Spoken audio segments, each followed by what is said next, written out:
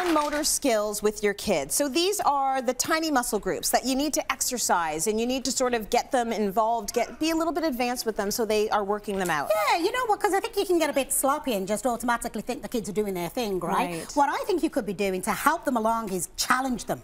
Yeah. So give them some tasks that are like challenging for them to actually work with. Okay. So first up, we actually have Harmony and Annabelle. Yeah. So Annabelle is, I think, 7 months? 7 months old, right? Yeah. 7 months old. And what I would suggest here is Annabelle has, you know, one of those little activity balls, but it actually has a lot of things going on it, a lot of movement on it, etc. So it's going to hold her concentration a little bit more. She also has these little soft, you know, the little soft block thing down there where mom can actually encourage her to be putting shapes in there. And Tracy, if you dangle this scarf over her, oh, she's had enough. Maybe this'll make you happy. There we go. There you go. Thank goodness that worked. Right in the mouth. So even having things that you have at home, you do not have to rush out and buy a whole bunch of toys. There are always things in the home. So by dangling the scarf, for example, Annabelle is just like, she's going to grasp it. So she's, you know, she's learning to actually hold those things. The scarf's back. Look. Take this. I'm hoping this will make her happy. Another one. How about this one? That's fun. That one's better. Oh, that's a good one. Again, choosing age-appropriate toys, you know, the ball. And what I was going to do, but she tucked the ball, is even if you put a challenge up and you put the ball under the bowl on the floor, if she sees you do it, it's a challenge. She's going to try and get that from under there. And that's going to be so great for her fingers. Her fingers are trying to pick up a bowl. That is a big challenge. So it is a big challenge, but, you know, again, they're things that you want to work with. Right, and they will mirror whatever you're doing. She will mirror everything you're doing, and, you know, she's at that age where she's using both hands, she's passing toys from hand to hand, she's using those little fingers, so challenge her to use them a little bit more. Do you know the age range that you want to be sticking around this stuff? Is this like 3 months to 1 year? Well, do you know what, when you're actually using it, well, first of all, be very, you know, look at age-appropriate toys, but I'm going to say this, use your common sense. Right, okay. Some of the toys actually say 6 months, and they're just not suitable for 6 months, from my view. I can tell you that now. And some toys are not challenging enough for a child of 2 years.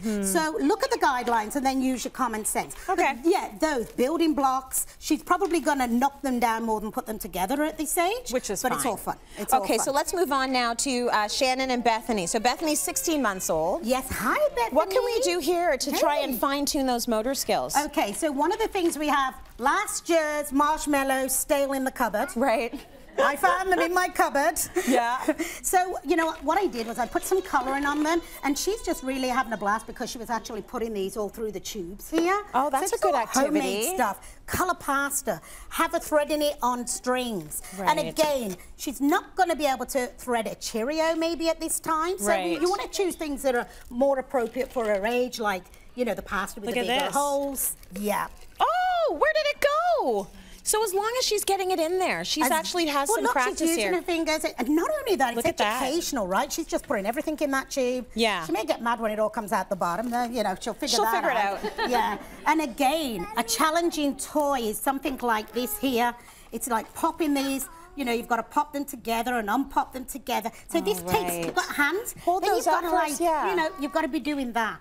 So that's more of a challenge for her, and that's what you want to do, you know, give her those challenging toys. I'd like to thank Bye Bye Baby. They set the toys down today. Bye Bye Baby from Whitby. And again, as I said, don't be afraid if she can't do them at this age. The idea is that she's learning them.